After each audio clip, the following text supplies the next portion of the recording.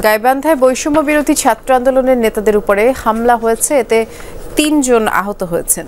সোমবার রাত 8:30টার দিকে শহরের স্বাধীনতা প্রাঙ্গণে কুটির শিল্প মেলায় এই ঘটনা ঘটেছে।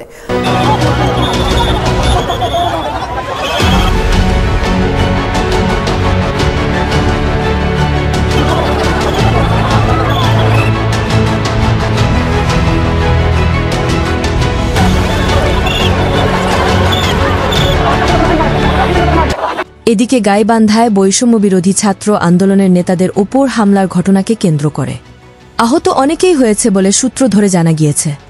বিবাদে জড়ান ব্যবসায়ীরা। খবর পেয়ে বৈষম্য বিরোধী ছাত্র আন্দোলনের অন্য নেতারা ঘটনাস্থলে গেলে ধারালো অস্ত্র দিয়ে তাদের উপরে হামলা চালায় দুর্বৃত্তরা। এতে আহত হন জেলা যুগ্ম আহ্বায়ক শফিকুল ইসলাম আকাশ, মেহেদী হাসান, যুগ্ম সদস্য সচিব শেফাউল রহমান শিপন। তাদের হাসপাতালে নেওয়া হয়। হামলাকারীদের চিহ্নিত করে গ্রেফতারের চেষ্টা চলছে বলে পুলিশ জানিয়েছে। শুধু তাই নয়, সেই সাথে এবার কুয়েটের শিক্ষার্থীর বিক্ষোভে এবার বৈষম্য বিরোধী ছাত্র আন্দোলনের সমন্বয়ক হাসনাত আবদুল্লাহকে দায় করছেন ছাত্রদলের সম্পাদক। এই বিষয়ে মিডিয়ার সামনে ছাত্রদলের সম্পাদক ওপেন চ্যালেঞ্জ করেছে যে কুয়েটের শিক্ষার্থীর উপর হামলার সাথে হাসনাত আবদুল্লাহ জড়িত ছিল। সবাই ছাত্র শিবিরের কর্মী ছিল। কুয়েটে যে হাসনাত আবদুল্লাহর নেতৃত্বে এই ঘটনাটি ঘটেছে, কি প্রমাণ আছে? আমরা যেটি মনে করছি যে আমাদের যে 3 জন শিক্ষার্থী ফরম নিয়েছে তারা পরবর্তী সময় 18ই ফেব্রুয়ারি যারা তখন খুলনা প্রকৌশল এবং প্রযুক্তি বিশ্ববিদ্যালয়ে গিয়েছিল, বৈষম্য বিরোধী ছাত্র আন্দোলনের যে মিছিল হচ্ছিল সেই মিছিলের নেতৃত্ব দিচ্ছিলেন ওমর ফারুক, যিনি বৈষম্য বিরোধী ছাত্র আন্দোলনের ওই শাখার আহ্বায়ক ছিলেন, যে কমিটি 7 জানুয়ারি প্রকাশিত হয়েছে। তার নেতৃত্বে প্রথমে হামলা করা হয়েছে, যেটি গণমাধ্যমে প্রকাশিত হয়েছে, সামাজিক যোগাযোগ মাধ্যমে সেটি ভাইরাল হয়েছে। আমরা আমাদের যে সাংগঠনিক টিম সেখানে গিয়েছে, তারা সবাই পরীক্ষা নিরীক্ষা করে দেখেছে যে ঘটনার পরপরই বৈষম্য বিরোধী ছাত্র আন্দোলনের কেন্দ্রীয় থেকে এটি মনিটরিং করা হয়েছে। এদিকে আবার পুলিশের সামনে আন্দোলনের সময় ফারজানা সিথি আন্দোলনের নামে ব্লগ ভিডিও বানানো হচ্ছে পুলিশের সামনে বলে দাবি করেন দেশের সাধারণ আমজনতা। সাংবাদিকের প্রশ্ন করতে কি মানা বলেন? দিবেন আর দিবেন, ফোন আমার দিকে না ওদিকে ধরেন। বলেন বলেন না বলেন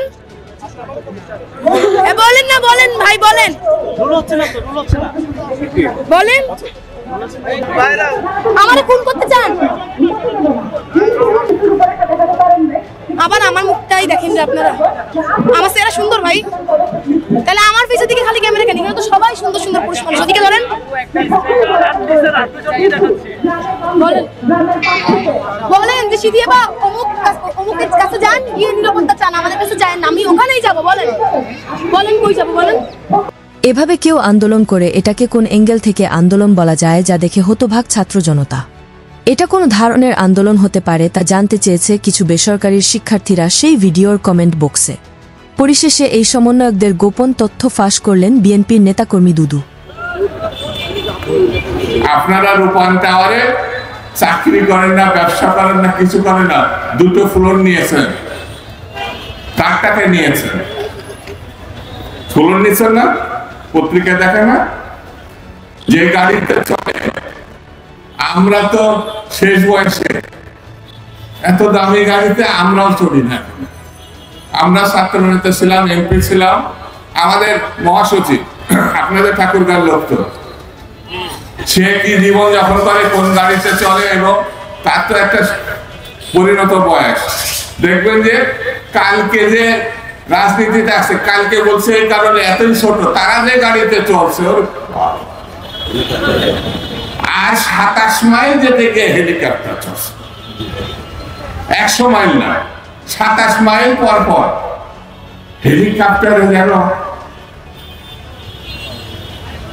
একেবারে পাশা মনে আছে, শিকড়ি গজে গিয়েছে। হেলিকপ্টার ছাড়া চলা যায়। এত কিছু দেখার পর দেশের সাধারণ কিছু আমজনতা বলছে, আমরা আগেই ভালো ছিলাম দেশে, আর এই বিশৃঙ্খলা আর আন্দোলন দেখতে চাই না সোনার বাংলাদেশে।